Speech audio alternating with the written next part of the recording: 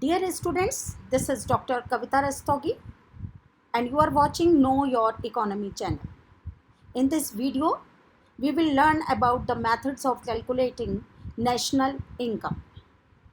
To watch more videos, kindly subscribe this channel. Now we start. As we know that there are three related phases and that are production, income and expenditure. And these phases are very important from economy point of view. Truly speaking, they represent the same thing from three different angles. When we measure these three flows at different stages, this gives us three methods of measuring national income. Product method, जिसको हम value added method के नाम से भी जानते हैं. Second one is income method and expenditure method. तो इस वीडियो में आज हम पहले मेथड के बारे में पढ़ेंगे, जिसको हम प्रोडक्ट मेथड या वैल्यू एडेड मेथड के नाम से जानते हैं. Value added method measures national income in terms of value addition by each producing enterprise in the economy during an accounting year. This is also known as net output method. Estimation of the contribution of all producing enterprises to production in the domestic territory of the country during the year is equal to the market value of GDP, called GDP-MP. It is adjusted to find out NNP, FC और national income. तो सबसे पहले हम value added method के बारे में इसमें पढ़ने वाले हैं. और यहाँ देखिए वैल्यू एडेड. तो value added is the difference between value of output of an enterprise and the value of its intermediate consumption. जो वैल्यू एडेड होता है वो वैल्यू ऑफ आउटपुट और इंटरमीडिएट कंजम्पशन के बीच का अंतर होता है. Now the question arise, what is value of output? Value of output क्या होता है? It refers to market value of the goods produced by a firm during an accounting year. If the entire output of the year is sold during the year. तो value of output जो होता है वो एक accounting year में जितनी goods produce की गई हैं वो सारी की सारी अगर बिक जाती हैं उसे हम वैल्यू ऑफ आउटपुट कहते हैं. तो value of output is equals to sales. लेकिन सपोज कीजिए अगर सारा का सारा आउटपुट उस ईयर में ना बिके तो क्या फार्मूला होगा? तो फार्मूला होगा value of output is equals to sales plus change in stock. Now what is change in stock? It is measured as the difference between closing stock minus opening stock of the accounting year. तो change in stock होता है closing stock और minus opening stock. Now intermediate consumption. Intermediate consumption क्या होता है? इसको मध्यवर्ती उपभोग के नाम से जाना जाता है. हिंदी में इसको मध्यवर्ती उपभोग कहते हैं. It refers to value of non-factor inputs, all inputs other than factor inputs of land, labor, capital and entrepreneurship. Primarily, it includes value of raw material used in the process of production. Inputs two types के होते हैं, factor inputs and non factor inputs. तो intermediate consumption non factor inputs की value को कहते हैं, यानी कि फैक्टर इनपुट्स की वैल्यू अगर हम निकाल दें तो नॉन फैक्टर इनपुट्स, जिसको कि हम रॉ मटेरियल के नाम से भी जान सकते हैं, उसको हम इंटरमीडिएट, उसकी वैल्यू को हम इंटरमीडिएट कंजम्पशन के नाम से जानते हैं। वैल्यू एडेड मेथड, उसको कैलकुलेट करते समय step 1, GDP at MP, GDP at MP is equals to gross value added by primary sector plus gross value added by secondary sector plus gross value added by tertiary sector। 3 sector होते हैं कि economy में, primary, secondary and tertiary. अगर इन तीनों sector का हम gross value added निकाल लें तो उसको हम GDP at MP कहेंगे। इसका एक सप्लीमेंट्री फॉर्मूला और है जो इसको सप्लीमेंट करता है। GDP at MP, value of gross output by primary sector minus intermediate consumption of the primary sector plus value of gross output of the secondary sector minus intermediate consumption of the secondary sector plus value of gross output of tertiary sector minus intermediate consumption of the tertiary sector।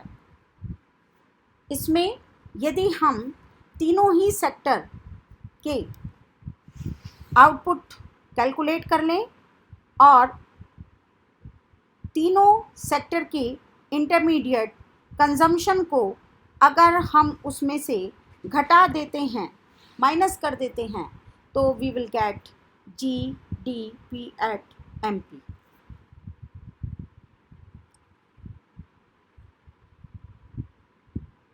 अब national income calculate करने के लिए GDP at MP तो हमने calculate कर ली है। अब national income पर पहुंचने के लिए GDP at MP minus depreciation plus net factor income from abroad and minus net indirect taxes. आप पहले की वीडियोस में देख चुके हैं कि अगर हमें ग्रॉस से नेट पर जाना है तो माइनस डेप्रिसिएशन करना होता है, डोमेस्टिक से नेशनल पर जाना है तो net factor income from abroad को प्लस करना होता है, और मार्केट प्राइस से फैक्टर कॉस्ट पे जाने के लिए माइनस नेट इनडायरेक्ट टैक्सेस, यानी कि open formula minus indirect tax plus subsidy करना होता है। इसको हम एक एग्जाम्पल से ज़्यादा अच्छे से समझ सकते हैं। See example number 1। इस एग्जाम्पल में हमको कैलकुलेट करना है value of output at market price, gross value added at market price, net value added at market prices और NVA यानी कि net value added at factor cost. इस एग्जाम्पल में दिया हुआ है sales 800 crore, change in stocks 100 crore, purchase of intermediate inputs 200 crore, consumption of fix capital 50 crore, indirect taxes 75 crore and subsidies 25 crore. तो सबसे पहले हमें कैलकुलेट करना है वैल्यू ऑफ आउटपुट, और वैल्यू ऑफ आउटपुट का फॉर्मूला आपको पता है, value of output is equals to sales plus change in stock. तो सेल्स 800 और चेंज इन स्टॉक 100, तो वैल्यू ऑफ आउटपुट आता है 900 crore. Now GVA at MP, तो GVA एट MP का फॉर्मूला क्या है, value of output minus intermediate consumption. तो वैल्यू ऑफ आउटपुट हमारे पास ऑलरेडी है 900, उसमें से इंटरमीडिएट कंजम्पशन जो कि 200 करोड़ है उसको माइनस अगर हम कर दें तो we will get GVA at MP। Now next NVA at MP। NVA at MP यानी कि हम GVA at MP already calculate कर चुके हैं, और अगर हमें नेट पर जाना है तो हमें माइनस डेप्रिसिएशन, जिसका दूसरा नाम है कंजम्पशन ऑफ फिक्स कैपिटल, उसको अगर हम माइनस कर दें तो हमें NVA एट MP मिल जाएगा। तो GVA एट MP 700 था, जिसमें से कंजम्पशन ऑफ फिक्स कैपिटल जो कि 50 करोड़ है उसको माइनस कर दिया, तो आंसर है 650 crore. And the last one NVA at FC, net value added at factor cost. Already हम कैलकुलेट कर चुके हैं net value added at market price, तो हमें NVA एट FC पे पहुंचना है, यानी कि मार्केट प्राइस से फैक्टर कॉस्ट पे पहुंचना है। तो अगर हम इसमें माइनस नेट कर दें, यानी कि माइनस इनडायरेक्ट टैक्स कर दें और प्लस सब्सिडी कर दें, तो इसका आंसर आ जाएगा। तो 650 NVA एट MP था, जिसमें हमने इनडायरेक्ट टैक्स को माइनस किया जो कि 75 करोड़ है, और उसमें हमने सब्सिडी 25 करोड़ जोड़ दी, तो आंसर है 600 crore. Now the second example, from the following data calculate the GNP at MP by value added method। तो इसमें दिया हुआ है value of output in primary sector, net factor income from abroad, value of output in secondary sector, value of output in tertiary sector, intermediate consumption in primary sector, intermediate consumption in secondary sector, intermediate consumption in tertiary sector. तो यहाँ हम देखेंगे GNP eight MP को calculate करने के लिए हम तीनों सेक्टर की वैल्यू ऑफ आउटपुट को प्लस करेंगे और तीनों ही सेक्टर की उसमें से इंटरमीडिएट कंजम्पशन को अगर हम घटा देते हैं तो हमें GDP एट MP मिलेगा, और GDP एट MP में अगर हम NFIA प्लस कर देते हैं तो हमको GNP एट MP मिल जाएगा।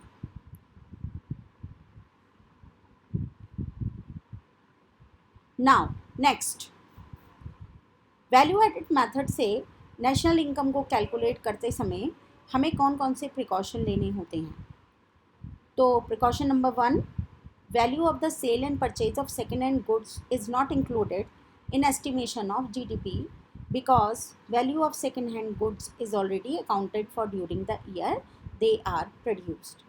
तो सेकेंड हैंड जो गुड्स होती हैं, यानी कि जिनको रीसेल किया जाता है, जो ऑलरेडी पहले एक बार बिक चुकी हैं और दोबारा उसको बेचा जाता है, तो उसकी वैल्यू को नेशनल इनकम में हम इंक्लूड नहीं करते हैं, क्योंकि ऑलरेडी जिस ईयर में वो प्रोड्यूस हुई थी उस ईयर में उसकी वैल्यू को इसमें इंक्लूड कर लिया गया था।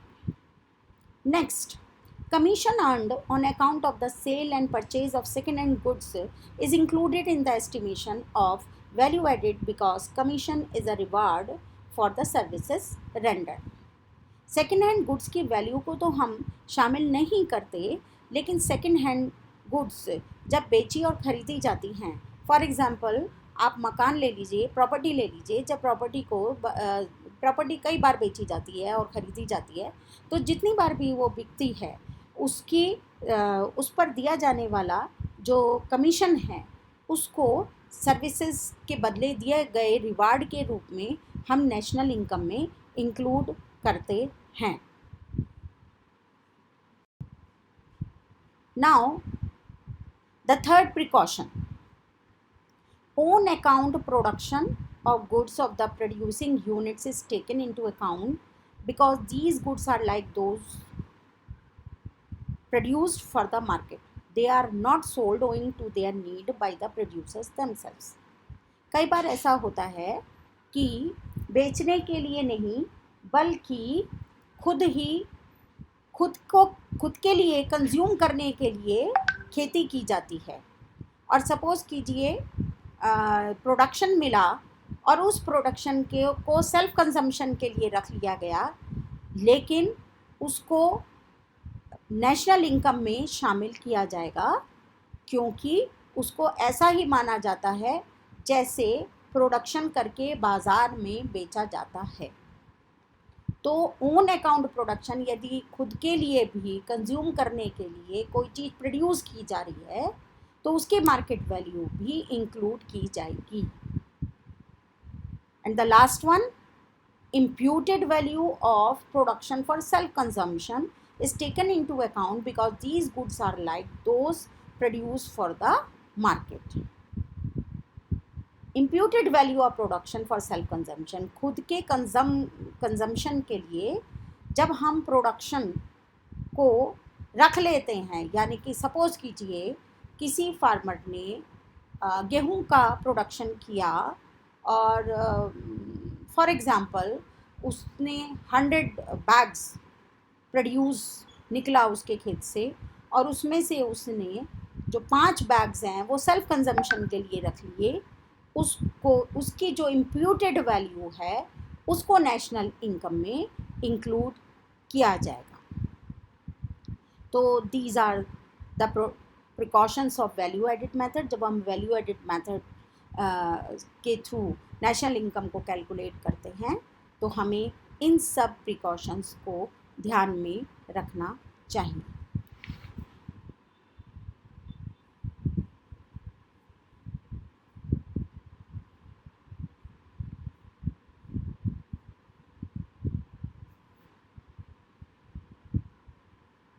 तो स्टूडेंट्स, अगली वीडियो में हम इनकम मेथड से नेशनल इनकम को कैलकुलेट करने के स्टेप्स पढ़ेंगे और साथ ही साथ उनके प्रिकॉशंस भी पढ़ेंगे.